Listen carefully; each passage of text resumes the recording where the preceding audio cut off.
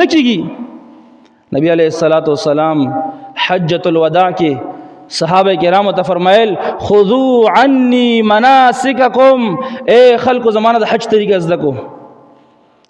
نبی صلی الله علیه وسلم په منبر باندې ولاړ دی او یې فرمایي صلوا کما رأیتمونی اصلی، اے خلکو داسې لمونځ وکوئ لکه څنګه زه لمونځ کوم. الله خو فرمایلی دي واقیموا الصلاة، لمونځ قایم کو، لمونځ وکړو، خو څنګه وکړو؟ د رسول الله صلی الله علیه وسلم په طریقه باندې. عمره به کوي دا به د نبی صلی الله علیه وسلم په طریقې وي، جهاد چې کوي دا به د نبی علیه السلام په طریقې وي، انفاق خرچ چې کوي دا به د نبی علیه السلام د ارشادات او د رڼا لاندې وي، بیا به کامیاب وي، بیا به د عمل د الله په دربار کې قبول وي. ورنه عمل د باطل دی. باطل څه معنا؟ هیڅ ثواب ته نه ملويږي، هیڅ اجر ته نه ملويږي، الټا عذاب درته ملويږي.